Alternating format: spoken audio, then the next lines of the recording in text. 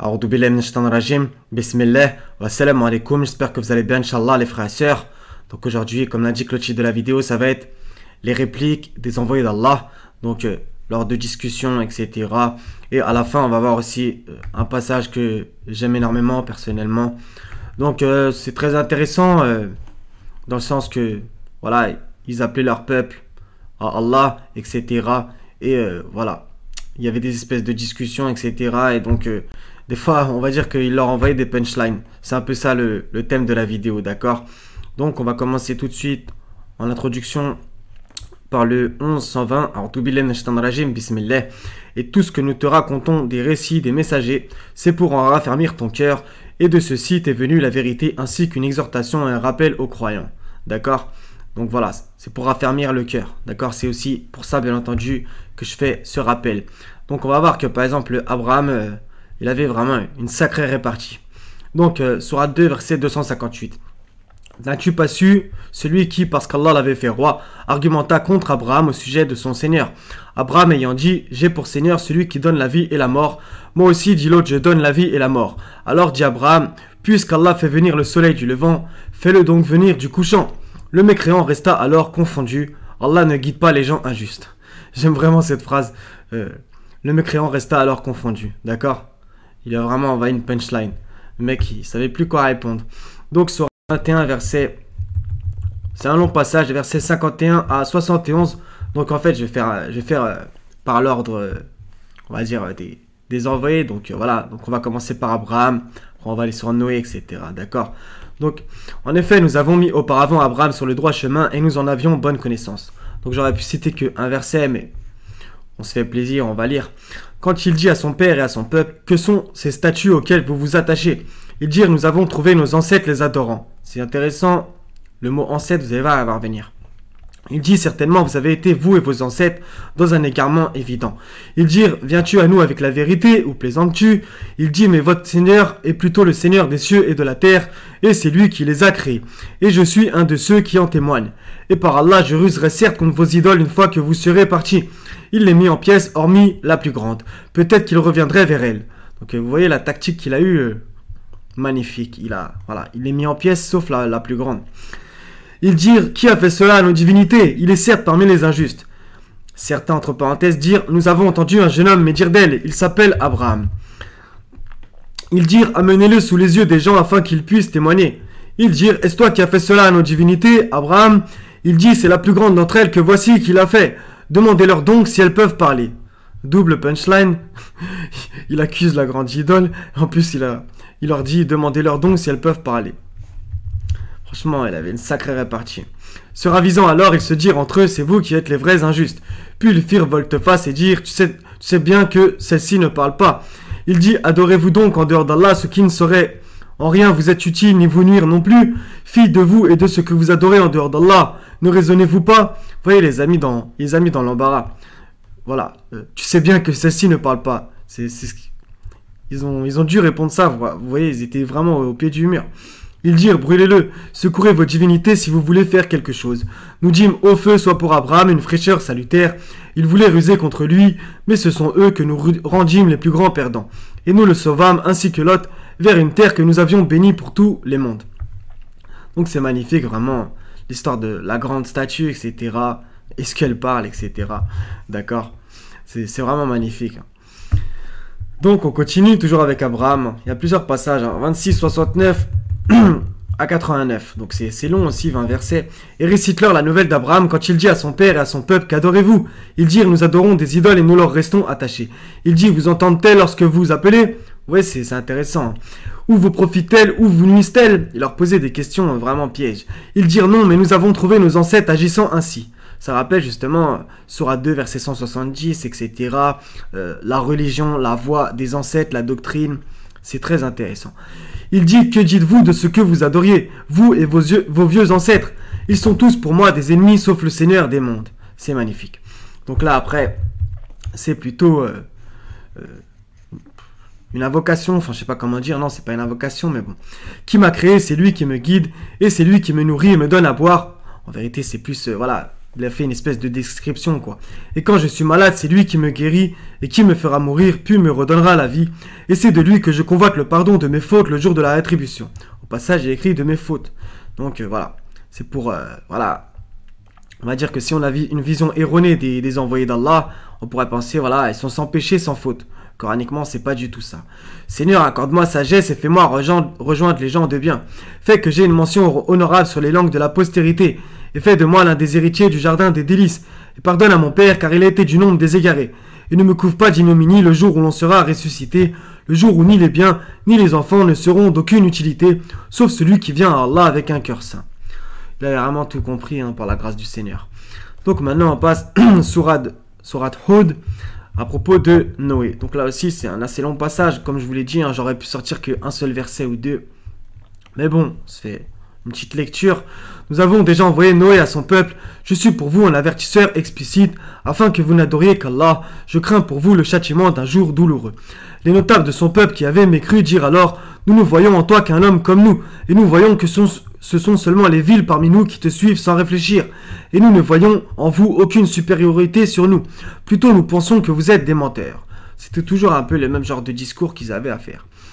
Il dit: ô mon peuple, que vous ensemble, si je me conforme à une preuve de mon Seigneur, si une miséricorde échappant à vos yeux est venue à moi de sa part, devrons-nous vous l'imposer alors que vous la répugniez? Ô mon peuple, je ne vous demande pas de richesse en retour. Mon salaire n'incombe qu'à Allah. Je ne repousserai point ceux qui ont cru. Ils auront à rencontrer leur Seigneur, mais je vous trouve des gens ignorants. Ô mon peuple qui me secourra contre Allah si je les repousse, ne vous souvenez-vous pas? Et je ne vous dis pas que je détiens les trésors d'Allah, je ne connais pas l'inconnaissable, et je ne dis pas que je suis un ange, et je ne dis pas non plus aux gens que vos yeux méprisent, qu'Allah ne leur accordera aucune faveur. Allah connaît mieux ce qu'il y a dans leurs âmes. Le entre parenthèses, si je leur disais, est intéressant, je serais du nombre des injustes. Ils dirent: ô Noé, tu as disputé avec nous et multiplié les discussions. Apporte-nous donc ce dont tu nous menaces, si tu es du nombre des véridiques. Toujours, il testait les envoyés. Il dit: c'est Allah seul qui vous l'apportera s'il veut, et vous ne saurez y échapper. Et mon conseil ne vous profiterait pas au cas où je voulais vous conseiller, et qu'Allah veuille vous égarer. Il est votre Seigneur, et c'est vers lui que vous serez ramenés. Ou bien ils disent: il l'a inventé. Dis: si je l'ai inventé, que mon crime retombe sur moi, et je suis innocent de vos criminelles accusations. Il avait aussi une belle répartie. Et il fut révélé à Noé: de ton peuple il n'y aura plus de croyants que ceux qui ont déjà cru, ne t'inflige pas de ce qu'ils faisaient. En vérité, vous allez voir, c'est les derniers versets qui m'intéressaient plus, entre guillemets, mais j'ai pas voulu décontextualiser. Et construis l'arche sous nos yeux et d'après notre révélation, et ne m'interpelle plus au sujet des injustes, car ils vont être noyés.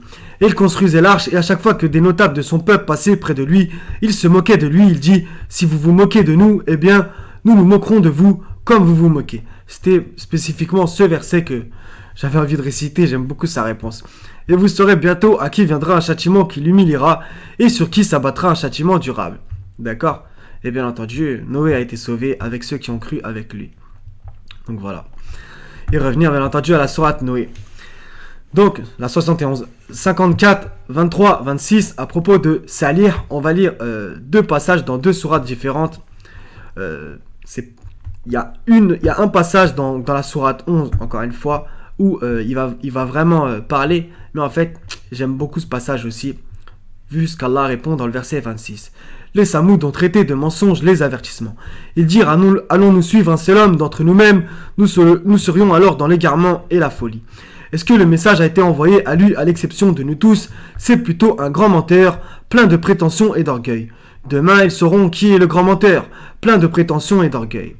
C'est magnifique, j'aime vraiment ce passage parce que, vous voyez, il le traitait de grand menteur, de prétentions et d'orgueil. Pourquoi? Parce qu'on va justement lire dans un autre passage, elle avait une confiance exceptionnelle, d'accord? Et regardez comment Allah répond: demain, ils sauront qui est le grand menteur, plein de prétentions et d'orgueil.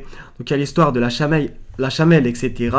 Et justement après, nous lâchâmes sur eux un seul cri, et voilà qu'ils furent réduits à l'état de paille d'étable. D'accord? Donc bien entendu, Salih, il avait raison. Et eux, ils se sont pris une raclée. D'accord? Donc 11, 61, 68. Et au Samoud, leur frère Salih, qui dit: ô mon peuple, adorez Allah, vous n'avez point de divinité en dehors de lui. De la terre, il vous a créé, il vous l'a fait peupler. Implorez donc son pardon, puis repentez-vous à lui. Mon Seigneur est bien proche et il répond toujours. Ils dirent: ô Salih, tu étais auparavant un espoir pour nous. Nous interdirais-tu d'adorer ce qu'adoraient nos ancêtres? Vous voyez, hein, c'est toujours l'histoire avec les ancêtres. Cependant, nous voilà bien dans un doute troublant au sujet de ce vers quoi tu nous invites. Il dit, ô mon peuple, que vous en semble, si je m'appuie sur une preuve évidente émanant de mon Seigneur et s'il m'a accordé, de sa part, une miséricorde, qui donc me protégera contre Allah si je lui désobéis, vous ne ferez qu'accroître ma perte. Ô mon peuple, voici la chamelle d'Allah qu'il vous a envoyée comme signe. Laissez-la donc paître sur la terre d'Allah et ne lui faites aucun mal, sinon un châtiment proche vous saisira. D'accord? Donc, il savait des choses que Allah lui avait dit, bien entendu. Ils la tuèrent, alors il leur dit, jouissez dans vos demeures pendant 3 jours. Voilà une promesse qui ne sera pas démentie. J'aime vraiment particulièrement ce passage, parce que carrément, il leur a donné un timing, vous voyez. Et justement, on revient au 54, 23, 26, surtout le verset 25 à 26. Vous voyez, ils l'ont traité de menteur, plein de prétentions et d'orgueil. Et voilà ce qu'a dit Allah dans le verset 26. Et ensuite, justement, verset 27, nous leur enverrons la chamelle comme épreuve. Surveille-les donc et sois patient. D'accord?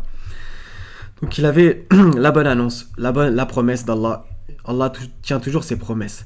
Voilà une promesse qui ne sera pas démentie. Vous voyez, il leur a dit, jouissez dans vos demeures pendant 3 jours. Puis, lorsque notre ordre vint, nous sauvâmes Salih et ceux qui avaient cru avec lui. Toujours la même sunna, bien entendu. Par une miséricorde venant de nous, de l'ignominie de ce jour-là. En vérité, c'est ton Seigneur qui est le fort, le puissant, et le cri saisit les injustes, et les voilà foudroyés dans leur demeure. Il y avait écrit demeure comme plus haut, comme c'était prévu, comme s'il n'y avait jamais prospéré. En vérité, les Samoud n'ont pas cru en leur Seigneur, que périssent les Samoud. D'accord?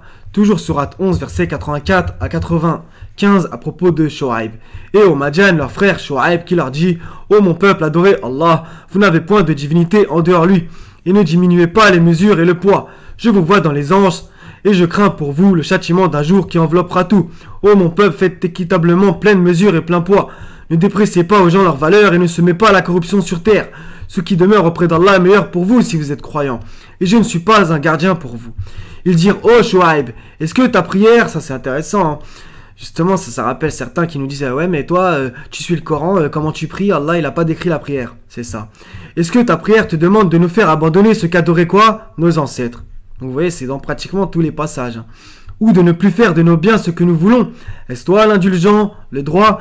Il dit, ô mon peuple, voyez-vous si je me base sur une preuve évidente émanant de mon Seigneur, et s'il m'attribue de sa part une excellente donation, je ne veux nullement faire ce que je vous interdis. Je ne veux que la réforme autant que je le puis. Et ma réussite ne dépend que d'Allah. En lui je place ma confiance, et c'est vers lui que je reviens repentant. Ô mon peuple, que votre répugnance et votre hostilité à mon égard, vous voyez, hein, ne vous entraînent pas à encourir les mêmes châtiments qui atteignirent le peuple de Noé, le peuple de Houd ou le peuple de Salih, et l'exemple entre parenthèses du peuple de Lot n'est pas éloigné de vous. Vous voyez, Noé, Houd, Salih. Et Lot aussi. Et implorez le pardon de votre Seigneur et repentez-vous à lui. Mon Seigneur est vraiment miséricordieux et plein d'amour. J'aime beaucoup ce passage aussi, et plein d'amour, d'accord? Vous voyez comment il les appelait au Seigneur et comment eux ils les traitaient. Ils dirent, ô Shoaib, nous ne comprenons pas grand-chose à ce que tu dis. Ça rappelle un autre verset coranique aussi. Qu'ont-ils ces gens à ne comprendre presque aucune parole? Et vraiment, nous te considérons comme un faible parmi nous. Ça vous rappelle rien, ça aussi?